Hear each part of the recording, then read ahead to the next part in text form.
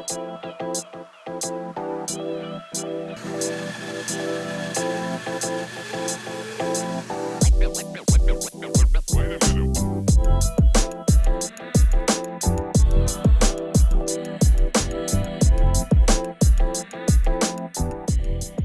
is a vintage Delta.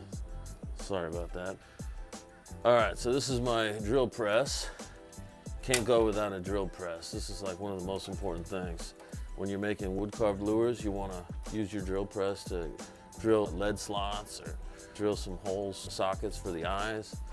Very important. It's just stuff that I've collected over the years. There's some little kitty lure I made back in the day. Here's a zombie frog. Some old stuff up in here, some other lures that I've used or caught fish on. Once I retire a lure, I put it up here. Just a bunch of cabinets. So you can never have enough cabinets for parts, you know, little rattles for lures or tails. You should never have enough. Yeah, you never have enough of this either if you have a bad day on the water or in the shop. My Polish vodka I got on my last trip to Poland for the Ribomania. It was an awesome show. Just a bunch of stuff I've been given over the years. More cabinets of lures, some old vintage lures. Here's an old turtle. Swims like crap, but you know what? You get them on the bed and get a reaction strike from them bass. Just a bunch of stuff. Pictures of my dad I like to keep around. Here's an old one from 1961. You gotta have a fridge. This is what I got in here right now. You got the old twisted tea. These things come in handy, especially when you're sweating out here in Florida's heat. They take it to another level that a beer can't. Torch, always good to have a torch around, get bubbles out of stuff. Epoxy, resin, works great, heat up things. I got this little vibrating tool. I use this to get bubbles out of things. Works pretty good. Bunch of batteries for my Makita tools. So is an article of my dad I like to keep around. That was in Sports and Field magazine back in the late 80s. This is a tarpon.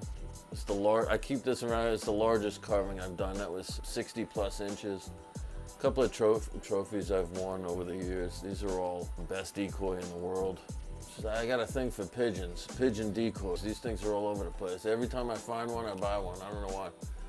Got a dead end. I lived on a dead end block when I was a kid and got the sign. I like to, you know, reminisce about the old days and living in New York on Long Island. Some tools. I got a Fordham tool right here.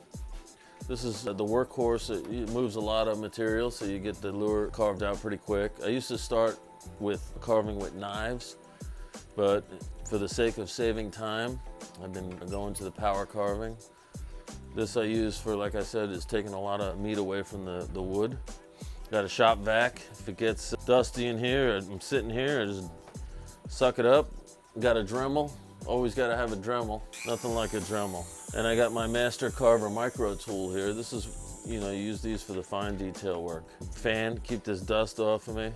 Dust mask, got to have a dust mask. And there's some things that I'm currently working on. Got a picture of my dad and my brother. It's the last fishing trip I went on with my dad. I got to have that. Got this vintage light, works great. Some old patterns and stuff from the past.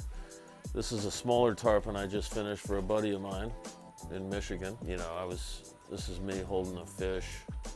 You know, I've been holding fish or looking at fish or loving fish since I was a kid. This is me with a bass. This is me when I was like 4 holding one of my dad's wood carved fish.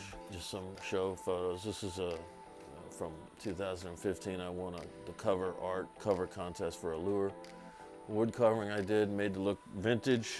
Keep these types of posts. I got a bunch of these posters that have different species. It's good to have good reference. This is a scroll saw. Use this for carving out some detailed stuff or cutting out detailed stuff. This is a tote filled with stuff I'm currently working on.